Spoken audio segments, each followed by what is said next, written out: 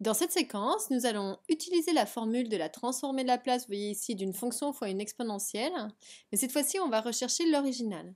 C'est-à-dire que je vais vous donner la transformée de Laplace et on va chercher la fonction qui aura, pour transformer de Laplace, l'élément donné. Par exemple, on a grand G de P égale 3 factoriel sur P moins 2 puissance 4. Et on aimerait trouver la fonction petit g qui a pour transformer de Laplace grand G, c'est-à-dire qu'à travers cette phrase, on cherche l'original. Donc jusque-là, dans les exemples précédents, nous avions utilisé la formule de la gauche vers la droite. C'est-à-dire que je vous donnais la fonction et vous trouviez la transformée de Laplace. Maintenant, on va faire le contraire.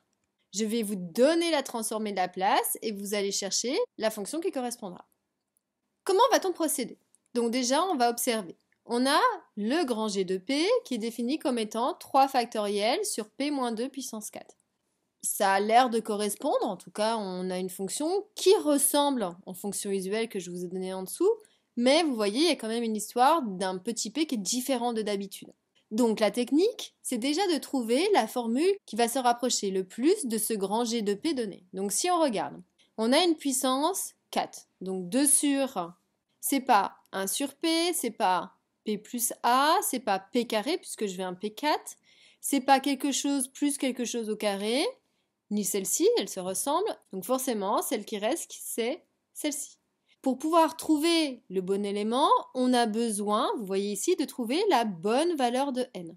Donc pour savoir, c'est par rapport à la puissance. Ici, on a puissance n plus 1. Or, nous, on veut une puissance 4. Ça veut dire que forcément, le n plus 1 vaudra 4, c'est-à-dire que le n, il vaudra 3. Donc si on applique, on recopie cette formule-là pour voir quelle était cette fonction, c'est-à-dire si je fais la transformée de Laplace de t puissance n, mais on a dit que n valait 3, u de t, elle avait pour transformer de Laplace 3 factoriel sur p puissance 3 plus 1, c'est-à-dire 4. Donc effectivement, ça ressemble beaucoup pour différents points, c'est-à-dire qu'on a pour toutes les deux le 3 factoriel, et pour toutes les deux, on a la bonne puissance. Alors pour présenter cela, on va plutôt faire un petit tableau.